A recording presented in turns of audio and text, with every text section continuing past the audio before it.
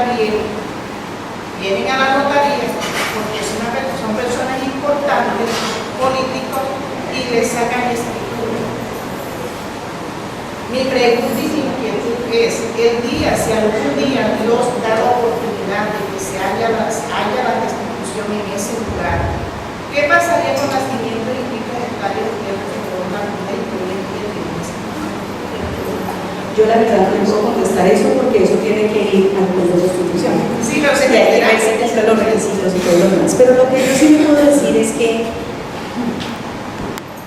yo tengo mis reparos con la restitución y con la ley. Pues en términos de diseño académico, de su respuesta y todo lo demás. Pero creo que nadie en este país, ningún campesino y ningún funcionario público debe dejar de ir, digamos, quien sienta que tiene derecho a ser restituido debe dejar de ir a pedir la restitución. ¿Sí? Eso es un derecho fundamental y así lo establece la ley. ¿Sí? Y nos ha costado mucho, mucho. Y este es un mecanismo, el único que tenemos para realizar eso. Y hay que usar la ley. Por supuesto, las comunidades están en todo su derecho de llamarse en su deber de hacer veeduría en los procesos. Yo quería decir lo siguiente. Ahora que el compañero ha anunciado que va a haber una especie de foro para debatir los puntos sobre la ley, usted que va a estar ahí, yo le voy a hacer una recomendación desde ahora. Y es que hay que asumir una defensa de esa ley, porque lo mejor que le ha podido pasar a este país en todos los tiempos de lucha por la propiedad de la tierra, en buena hora el Congreso o algunos congresistas o algún gobierno tuvo una visión sobre el punto y nos dio ese instrumento. No es perfecto, pero por ejemplo hay temas de la ley que van a ser sometidos a revisión y son peligrosos. El tema de las presunciones, el verdadero instrumento que tiene el juez y tiene el despojado es las presunciones que le dan toda la posibilidad de ponerse al nivel del propietario actual, porque son en su favor. Sí, eso es muy importante que tener en cuenta. Segundo, lo que sí deberían ustedes allá plantear es que el Congreso debería legislar no en cuanto a que son 2 años los de la protección en cabeza de la persona restituida. La prohibición de enajenar el inmueble debería ser superior a 10 años. Si el tiempo de vigencia de la ley son 10 años, nunca entendí por qué la protección específica para permitir la venta del inmueble solo sea de 2 años. Entonces, hay algunos aspectos de la ley que de pronto inquietan a los que tenemos la formación jurídica. La principal conquista también en el Estado de Derecho es que tengamos unos derechos fundamentales. Y esos derechos fundamentales, ahí frente al contexto de la ley, el operador jurídico a veces tiene muchas dudas frente a si esa ley ofrece todas las garantías plenas, aunque en el proceso de restitución no hay partes, así técnicamente como en el derecho procesal cuando se trata de establecer quién es demandado y quién es demandante. Pero sí uno puede identificar un opositor y un reclamante. Y esa ley está hecha en favor de las víctimas. Pero eso no puede y no obsta para que el operador jurídico y el Congreso de la República también no pare dientes en que el opositor también tiene unos derechos fundamentales que esa ley debe garantizarle. Y ahí a veces hay unos vacíos. Frente al tema del opositor hay muchos vacíos. Entonces es también importante eso.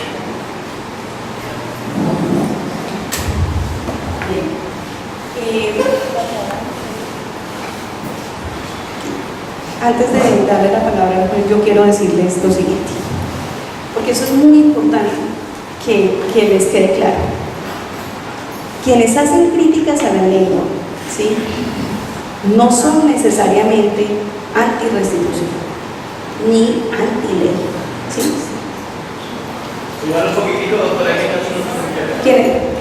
Que quienes hacen críticas a la ley ley de víctimas y restitución de tierras no son necesariamente anti-restitución ni anti-ley, ¿sí? Una función importante del proceso de la ley es poder evaluarla y poder fortalecerla, justamente blindarla, ¿sí? Pero además blindarla no solamente en términos de que exista y ya, sino blindarla en términos de que cumpla la función reparadora, de transformación y pues de atender un derecho fundamental, porque así lo define la ley. Los jueces de restitución en efecto tienen funciones supremas, son jueces constitucionales, ¿sí?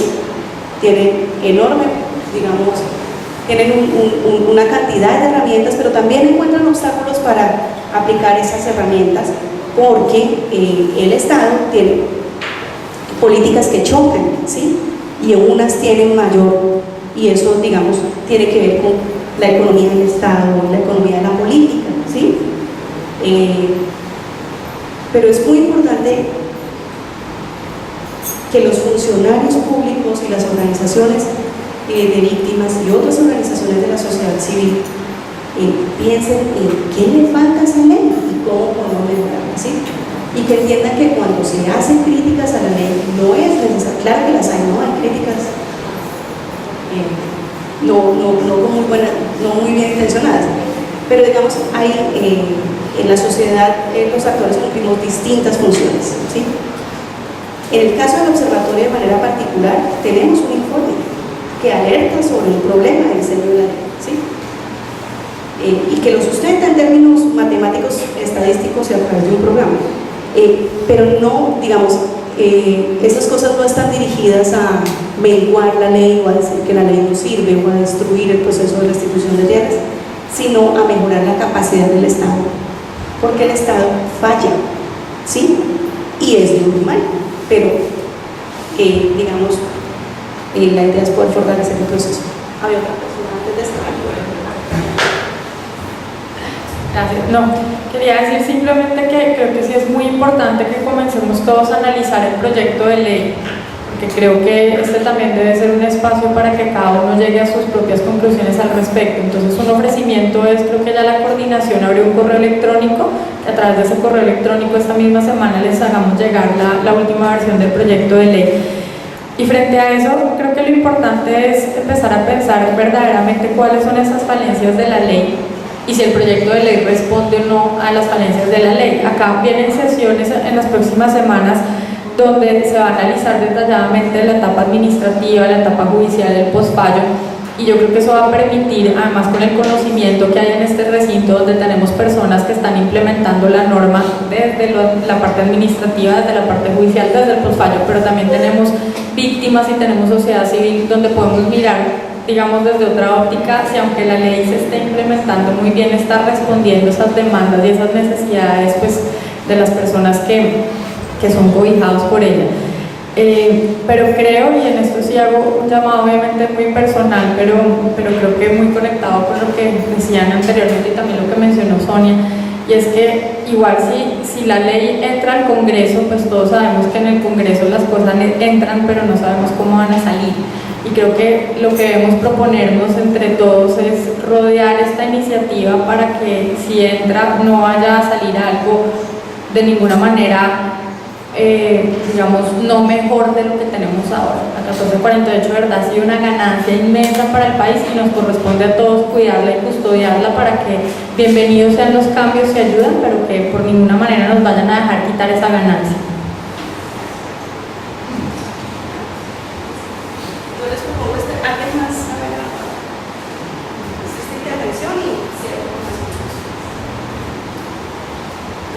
En relación al tema de la ley, nosotros los operadores de la ley 1448 y todos los jueces y magistrados reconocemos que estamos en un estado social de derecho y por ende debe haber un control social en todas las actividades que realizan no solamente los jueces y los magistrados, sino todos los funcionarios públicos.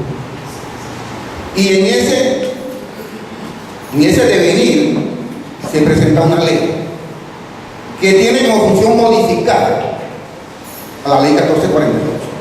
Pero tenemos que mirar qué se va a modificar. Ya lo dijo el señor procurador 34 judicial de los 2 juzgados de restitución de tierras de Montería. Hay que tener en cuenta eso.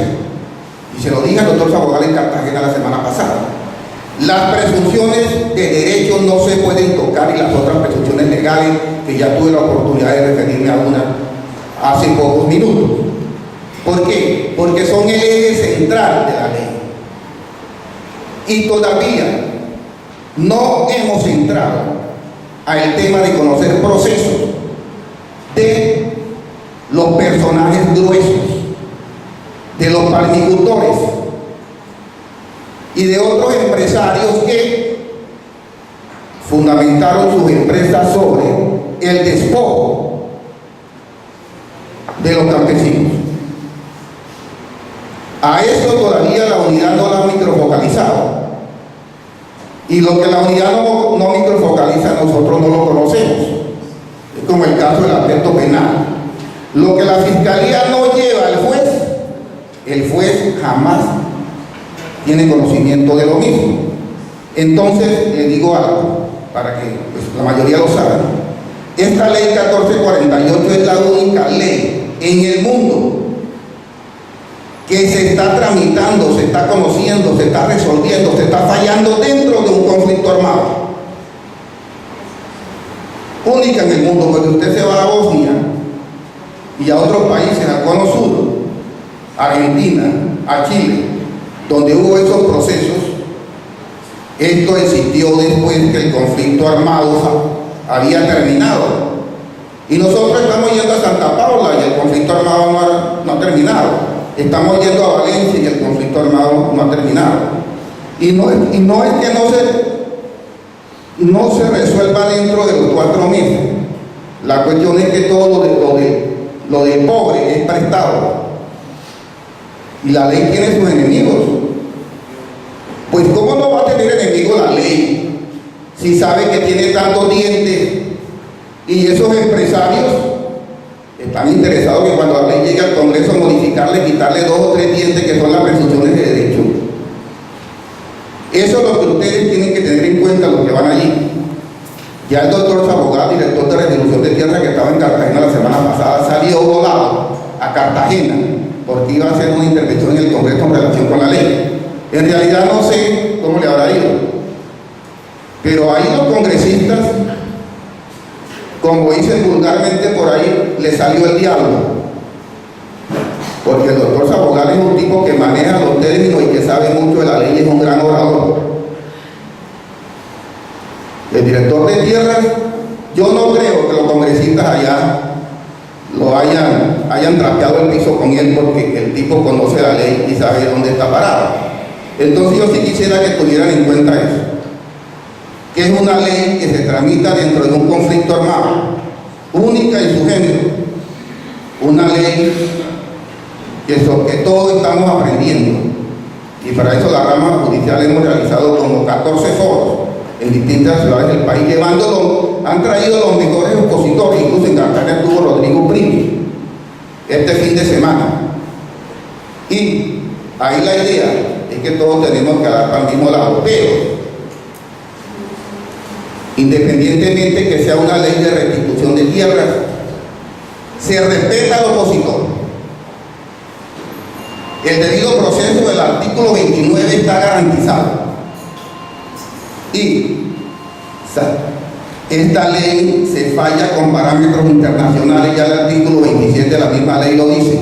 Nosotros primero que vamos a la legislación internacional, bloque de constitucionalidad, Comisión Interamericana de Derechos Humanos, Corte Interamericana de Derechos Humanos y el desarrollo de la jurisprudencia. ¿Por mandato de qué? Por mandato del artículo 27 de la misma ley 1448. Y después que vamos a la ley interna. Entonces, señores, ellos sí, los que tienen facultades de intervenir en el Congreso o en una comisión que los escuche, por favor tengan en cuenta esto. Y otra cosa, aquí en Córdoba es el departamento donde más se ha restituido. En Colombia, donde más hectáreas se ha restituido en Colombia es el departamento de Córdoba. Y tocando el tema de la negligencia del Estado, todos sabemos que esto sí amerita como una conferencia de tres días casi.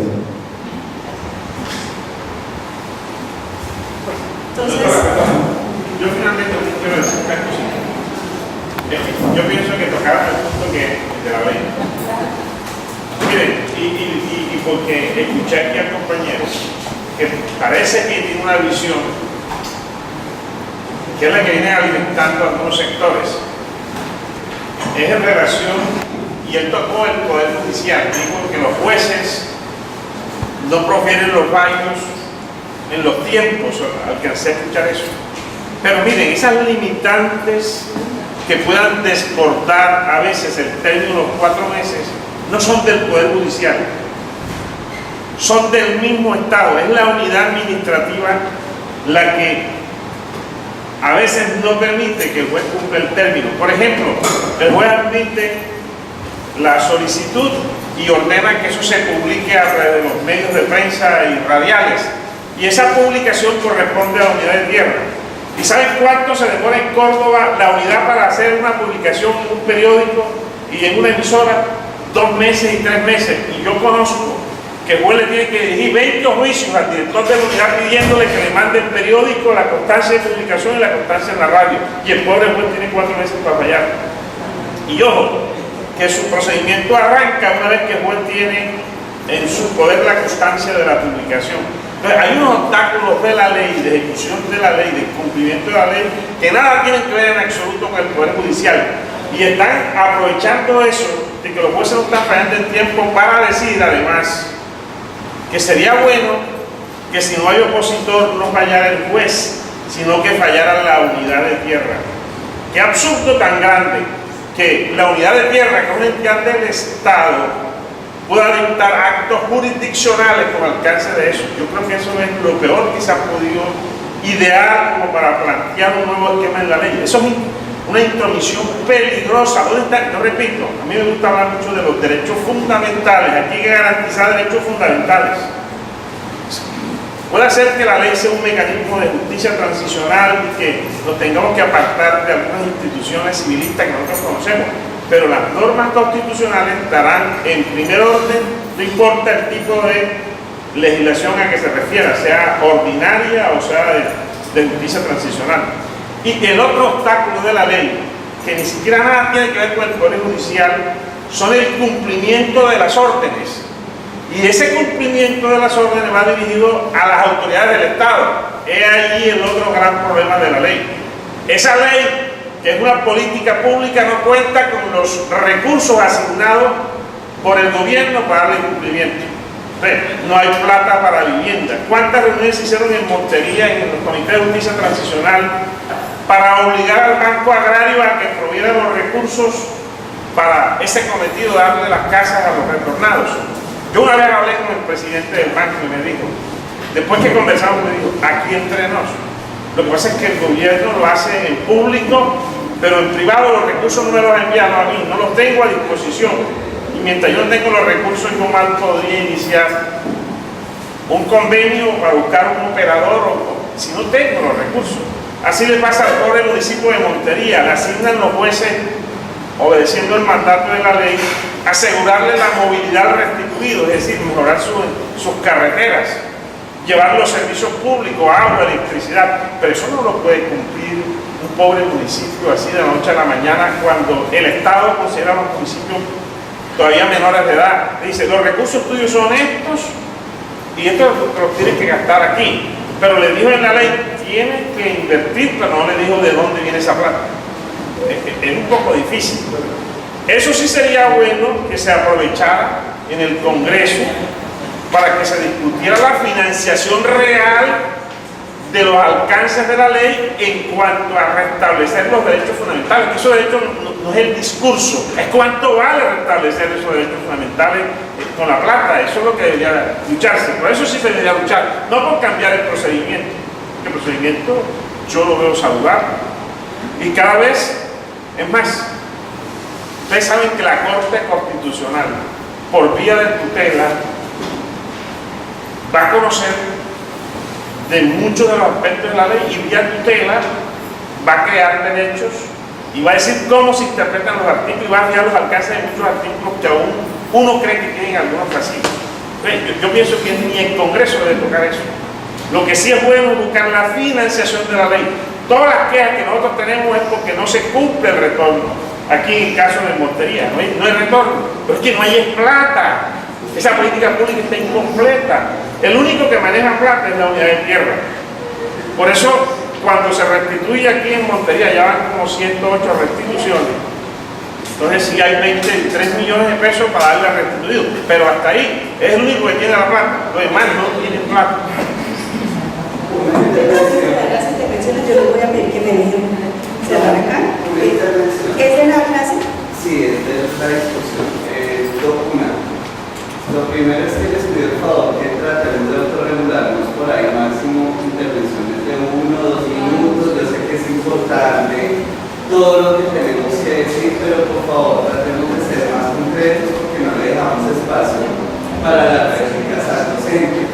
Segundo, vamos a ir en las sesiones construyendo los argumentos y los debates alrededor de la ley 1448. Tendrán unas sesiones que ustedes ya tienen en el cronograma, porque es que si nos metemos a discutir temas de la ley, dejamos de lado los temas estructurales de las sesiones, que es un tema estructural muy importante. Entonces, sí les pedimos el favor a todos ustedes que autorregulación, y si es tema de la ley, pues van a haber los espacios necesarios y adecuados para discutir.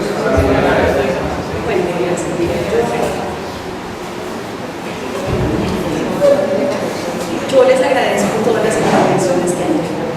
He aprendido mucho con ustedes y la idea es esa, discutir.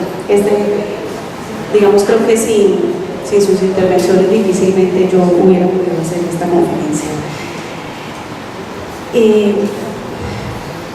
Yo creo que ustedes han dicho acá, voy a tratar de recoger un poco lo que ustedes han dicho y lo que he planteado yo.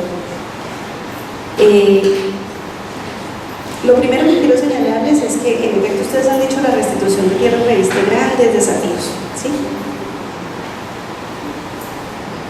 Como reviste tantos desafíos y hay gente tan comprometida en este proceso, yo sé que es así, en las instituciones y de las organizaciones de víctimas y los campesinos, porque a ellos les ha costado la vida de muchos de sus seres queridos y les ha costado perder todo, incluso en algún momento de su vida la del mundo, ¿sí?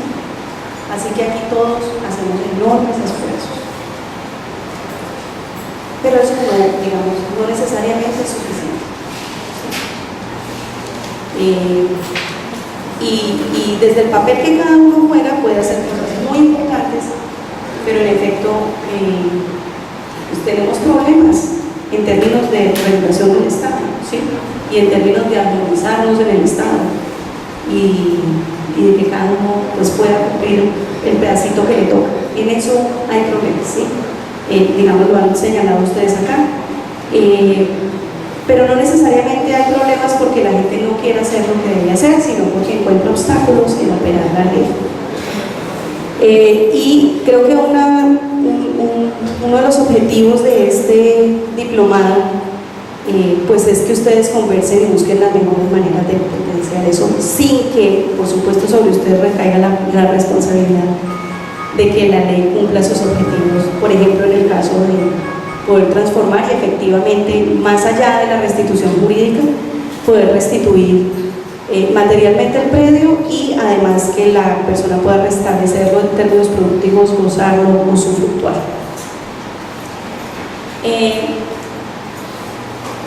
Yo voy a, les propongo, yo cierro esto y luego si quieren hacemos las intervenciones antes de que llegue el refrigerio. Pero bueno, yo les estaba diciendo que hay este teórico del desarrollo, pues dice que hay unas razones como para que las sociedades o los estados definan o tomen la medida de hacer políticas redistributivas, en este caso la propiedad rural. Y también les dije que la función de la ley no es redistribuir la propiedad rural, ¿sí? Esta no es una ley de desarrollo rural ni es una ley de reforma agraria, ¿sí? pero sí cumple una función redistributiva respecto de lo que se apropió por vía de coerción, mercado fraudulento, y finalmente se edificó sobre una verdadera tragedia humana y económica en el país. ¿Qué tiene fallas? Bueno, yo no me dedico a evaluar la ley, pero pues sí, yo encuentro cuando hablo con las comunidades, porque yo hago un trabajo especialmente con comunidades, pues ellas encuentran dificultades a la ley. ¿En qué? En que se materialicen sus derechos como ellas quieren que se materialicen. Y entonces es importante revisarla, es sano para un país. Pero no, como decía Catalina, bajo ninguna circunstancia un proceso de revisión debería derivar en que tengamos algo menos de lo que ya tenemos, porque esto es realmente un logro importante en términos de víctimas, pero también en términos de país. Colombia dejó de hablar de los problemas rurales durante mucho tiempo, y esta ley puso los problemas agrarios, los problemas del campo, los problemas de la inequidad y los problemas del desarrollo en la agenda del país de nuevo. Y por eso les digo que este es el tercer tema, ¿sí? Uno se pregunta si es suficiente la ley 1448 para reversar la acumulación por despojo y dar condición y reversar esas concentraciones por despojo y esa acumulación que se derivó de coaliciones concentradoras de la propiedad agraria. Yo en lo personal creo que no. Yo creo que la ley es insuficiente, pero que la ley abre un camino para que Colombia, de manera seria, no apasionada sino seria, piense en el futuro del país. Y eso es importante porque las transformaciones igualitarias sobre la propiedad no es solamente porque sea el tema, y es muy importante, digamos, el tema hemos dicho, este es un tema que no es solo de las víctimas, este tema le compete al país entero, ¿sí? Y por eso la academia está hoy acá. Porque las transformaciones igualitarias, y era lo que ustedes estaban viendo con Paola ayer, son pro desarrollo. Es una visión del país, contrario a lo que algunos han dicho, que haya distribuciones equitativas produce desarrollo, y eso hay muchos estudios que así lo han demostrado. Pero hay otras razones además de esa, y es que mantener las coaliciones concentradoras que tenemos en Colombia es mantenernos en la vía del subdesarrollo, pero además es moralmente inaceptable. Porque aquí el latifundio se ha construido con violencia y coerción. Eso es inaceptable. Y ese es un problema de país. Eso no es un problema de la unidad de restitución. Ese no es un problema de la unidad de víctimas. Y ese no es un problema de las víctimas, ¿sí? Ese es un problema del país, ¿sí? Y ningún colombiano debería darle la espalda a ese problema. Yo tengo una pregunta. Yo pienso que cuando la ley fue sancionada por el presidente, no se habían dimensionado desde el Congreso los alcances que esta ley podía tener. Mi pregunta ahora es, y se lo pregunto a los abogados, ayer hablábamos que hay una relación entre la tenencia de la tierra y el poder político, una relación directa, ¿cierto?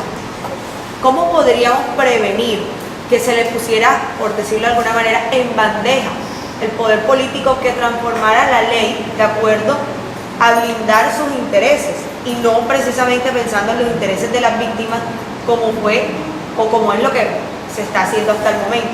Entonces se lo pregunto a los abogados porque es algo que me preocupa, porque se están dando una serie de revisiones y nosotros como funcionarios públicos podemos manifestar muchas cosas, pero ¿cómo eso puede llegar hasta allá? ¿O cómo se puede blindar esa ley desde el Congreso?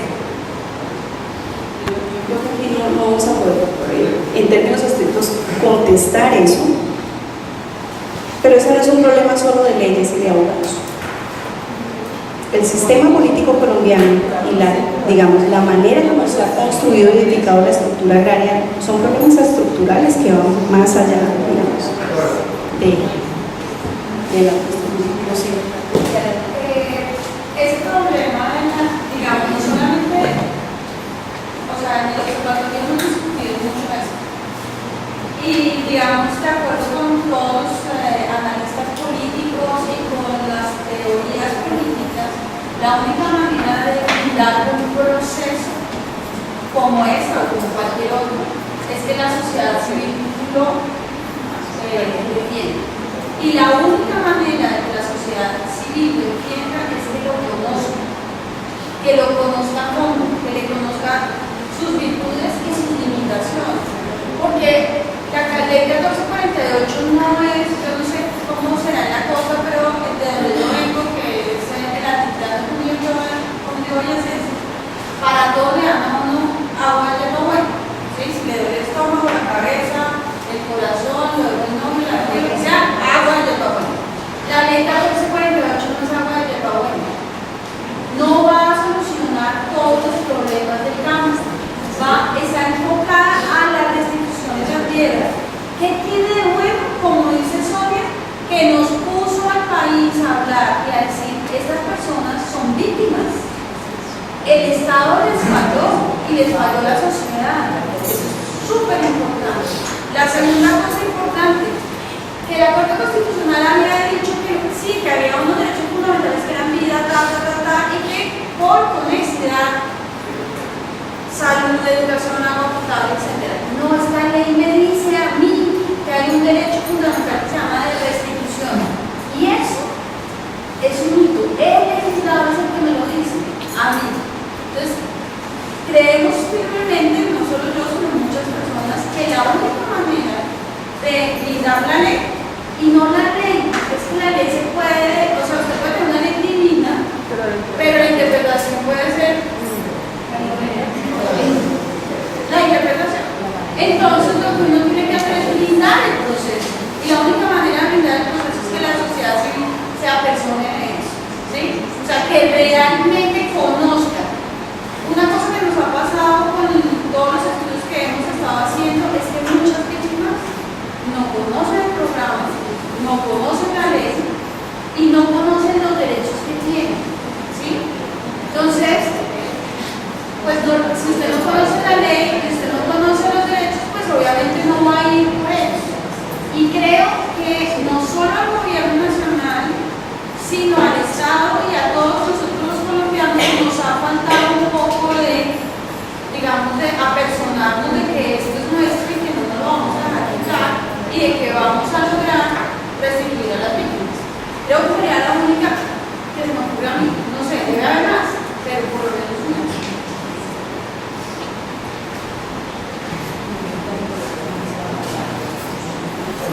En relación con el tema de la comunicación, reforma de la ley del Congreso, si los congresistas en realidad cumplen cabalmente el mandato que les han entregado a todos, hay algo que se llama derecho pro víctima.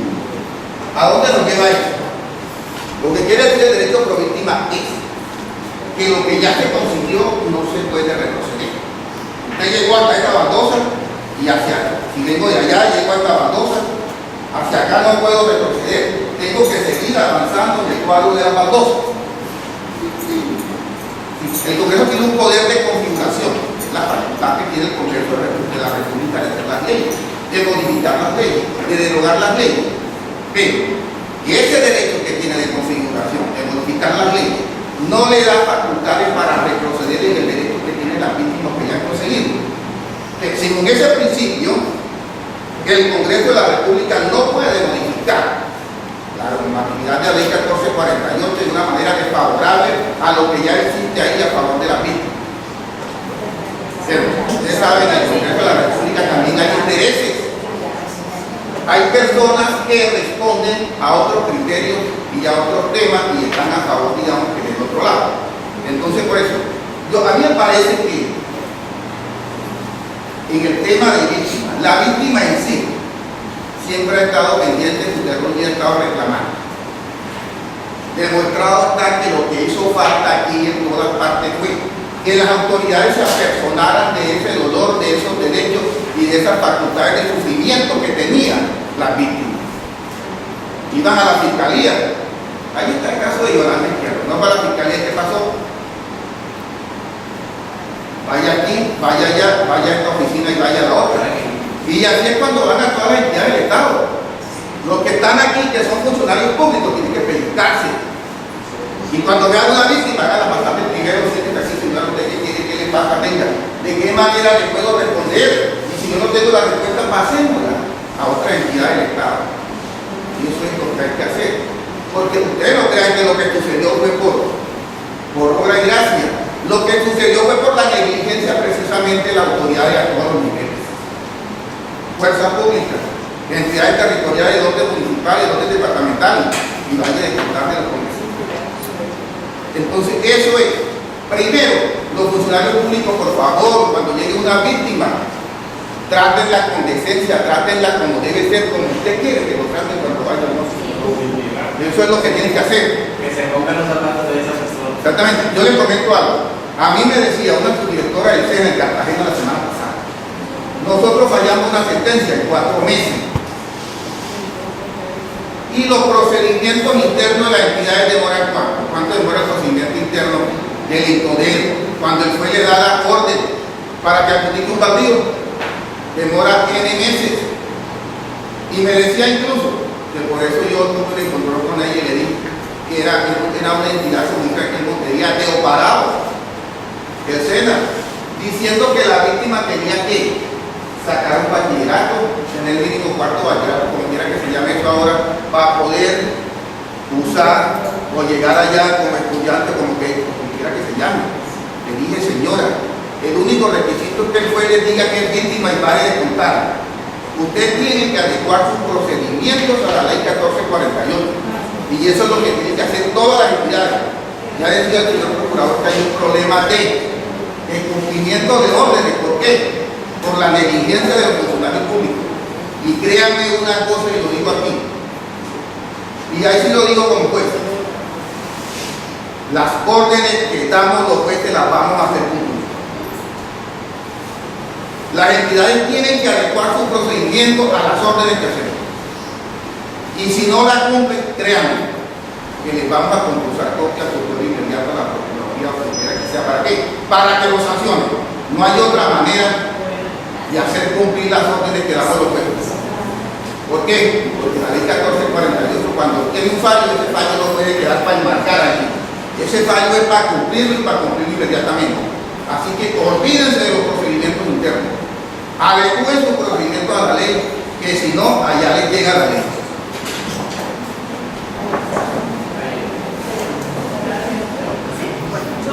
Había otra cita. ¿Les parece, dos si cerramos? Les agradezco mucho que me hayan escuchado. Les agradezco mucho la paciencia que me han tenido.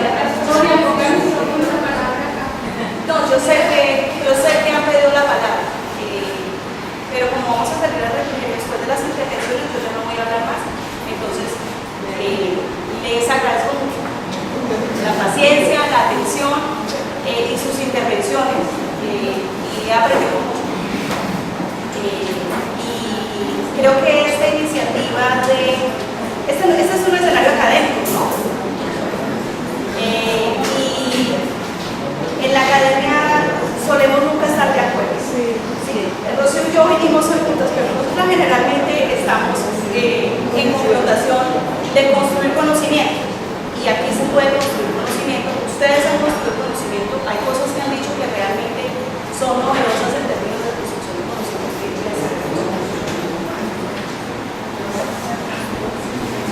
Bueno, en cuanto a lo que decía la doctora, es importante para nosotros realmente conocer la ley.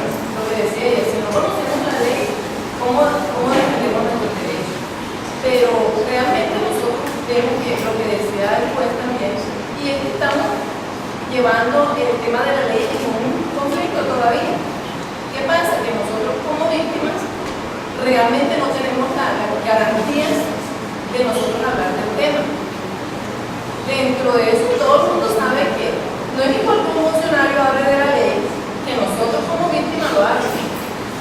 ¿Por qué? Porque lastimosamente esta estructura que se hizo para quitarnos la tierra a mucha gente, porque fue una estructura, es más, no lo digo yo, lo dicen los senadores que conocen el tema, fue una estructura criminal que se hizo para quitar la tierra a los campesinos. O sea, eso lo tenemos claro mucha gente, una estructura criminal que se ha hecho. A las víctimas nos han sacado de las tierras a golpes, a machetazos, como todos, los han enterrado, han hecho de todo, precisamente por la tierra. Porque realmente la tierra no la quieren cultivando yuca llave, sino que las transnacionales están llegando a Colombia a llevarse la riqueza. O sea, eso es tan claro como que me llamo Beatriz. Aquí la pelea de la tierra es por los minerales, por todo lo que tiene. El caso Tierra Alta, están llegando a Tierra Alta, están llegando haciendo pruebas todavía dónde está el oro, dónde están los minerales. Si la gente no vende, tienen que salir de alguna manera. Entonces nosotros no tenemos realmente todavía seguridad de nosotros hablar del tema. Nosotros lo quisiéramos hacer. Cada vez que uno lo habla y que uno quiere llevarlo al campo o a los vecinos realmente, uno sabe que dentro de esos escenarios también están personas que no les gusta que hablemos del tema. Entonces no tenemos nosotros esa seguridad, esa garantía de nosotros. Doctora, perdón, complementando muy brevemente a lo que dice aquí nuestra compañera Beatriz, en estos momentos en el sur de Córdoba, precisamente en el Parque Paramillo de Puerto Libertador, hay una multinacional totalmente protegida por la fuerza pública, en la cual en estos momentos, porque vive de allá hoy, y están realmente concentrada en la selva del Parque Paramillo, unos gringos que le llamamos nosotros a nuestro dialecto castellano de San Jorge, y es para entrar una multinacional. Entonces los campesinos que todavía, los pocos que están en ese sector, tienen una preocupación. Hay una seguridad totalmente enorme. Y yo creo que ni para el presidente Juan Manuel Santos la han brindado a algunos puntos críticos del país, como la que tienen estos señores que están en este territorio. Entonces, el problema no es de la base de coca, porque aún el Parque Paramillo tienen más coca en estos momentos que lo que tenían en el 2010, 2008, que fueron las radicaciones, 2007, el desplazamiento más fuerte que ha tenido en ese sector de allá, que fue en el 2008. Entonces, uno mira desde el punto de vista, el problema no es la base de coca, es como un complemento, es como la estrategia de poder sacar el campesino de los sectores para empoderarse de los miles de minerales que tiene todo el territorio del departamento de Córdoba, no solamente de Puerto Libertador. Entonces, son las multinacionales con una estrategia montada, una estructura realmente que está para la adquisición de tierra y hacer sus procedimientos multinacionales, y aquí realmente va a haber más desplazamiento, va a haber más violencia, inclusive los hijos de estos campesinos muchas veces van a tener a los grupos al margen de la ley porque no tienen oportunidad laboral.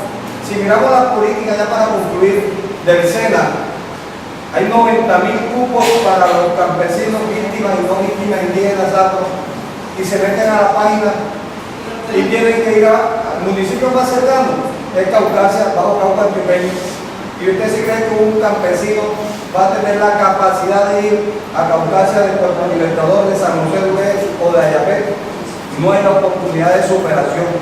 Entonces, hay realmente, no hay esa igualdad de derechos de seguir adelante, no hay oportunidad para estos jóvenes y van a parar a donde les pagan 700 o 800.000 pesos. Entonces, la política no es realmente, y no es la adquisición, la concentración de la riqueza que tiene nuestro territorio en el departamento de Córdoba. Ustedes han hecho, este caso ilustra, son diferentes las maneras en que el caso ilustra lo que está pasando.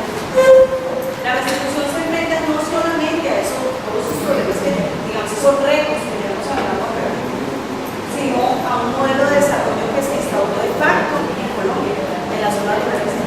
Yo voy a poner un restringido acá.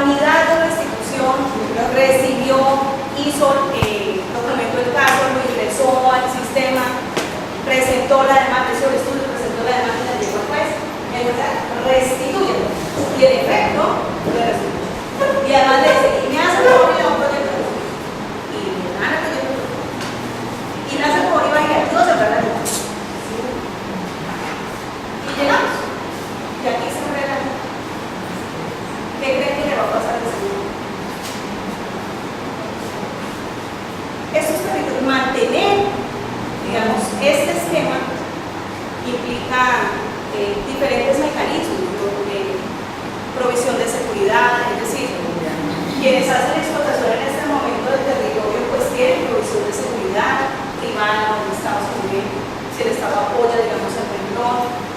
Entonces, por eso, digamos, la reflexión, para algunos el tema de restitución no tiene nada que ver con el tema de desarrollo rural del país. En lo personal, en nuestras investigaciones hemos encontrado que sí, y que la sostenibilidad de la restitución tiene que ver con eso, ¿sí? Y que el tema de restituir a las víctimas y lo que sea de su futuro de aquí en adelante no se le puede cargar a las víctimas. Ahí hay cosas que pensar. No es suficiente restituir y entregar el productivo porque las condiciones de seguridad en muchas zonas, no solamente porque haya actores armados, ¿sí? Mejor dicho, el despojo en Colombia ha sido histórico. En el último periodo pues ha sido masivo, coercitivo y consanguinario, pero aquí hay actores interesados en la tierra desde antes de que tuviéramos el conflicto. Y ha habido mecanismos muy violentos de apropiación de la tierra. Entonces, discutir el tema de desarrollo rural y discutir el tema de cuál es el país que queremos en términos de la ruralidad es un tema que sí le compete a la restitución. Porque la viabilidad de la restitución en alguna medida depende de ello. Los riesgos de no hacerlo es que los campesinos obvio venden la tierra, se alinean a la tierra y se compran. Yo no voy. No puedo cargar la casa. No tengo así, no pago mi sueldo. Entonces digamos, nos enfrentamos realmente a problemas, pero no significa que justamente el país nos está debatiendo. Creo que ustedes han hecho un buen debate de la situación y que reflexionemos entre todos sobre el asunto que puede ser importante para transformar el país en términos de su ruralidad. Cerramos y nos vamos a presidente. Relacionado con las palabras del señor que dicen que las instituciones también tienen que aportar de manera personal. Es cierto, porque ¿qué sacrificio hacemos nosotros? Por ejemplo, yo me considero que estoy en la mesa, estoy en el comité de restitución de tierra, que me toca un trabajo grande con las víctimas que aún no he podido sacar de donde están refundidos a que vengan a declarar, porque el temor es más grande que la necesidad, que tiene mucha necesidad, pero el miedo no es muy padre. He luchado tanto, he logrado microlocalizar todo eso, esas personas que fueron víctimas de esa época.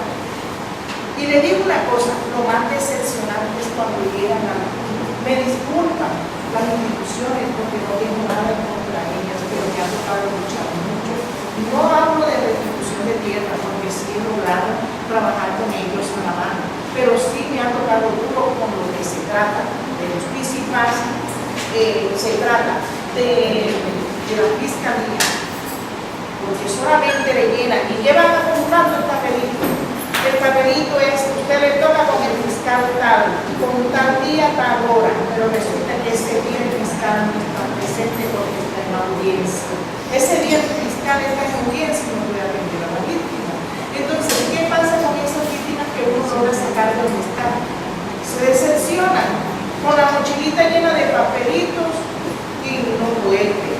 Se nos pierden, se nos vuelven a perder. ¿Por qué? Por la falta económica, también porque son personas que viven de un lugar trasladándose económicamente por un tiempo. Todos esos procesos, pasa acá, pasa allá, las personas se nos cansan, es la verdad. Hablando de lo que eso es el punto relacionado con el señor Pérez, que es verdad que las instituciones también tienen que aportar un poco más para que nos atiendan el personal que uno va sacando de los estados.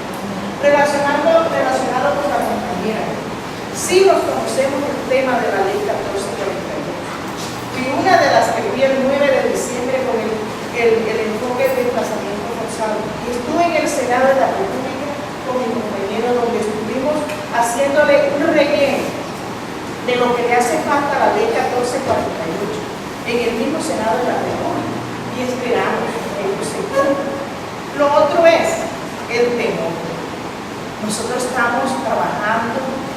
con las uñas, manos vacías, trabajando de municipio en municipio, tratando de focalizar un político. No tenemos los recursos suficientes y no tenemos la protección suficiente. Un chaleco que uno le dé, eso no es lo que va a proteger a uno. Un apoyo de transporte que es cuando le da la gana de cocinar, pero eso no es lo que protege. Entonces, falta protección, falta más del Estado colombiano.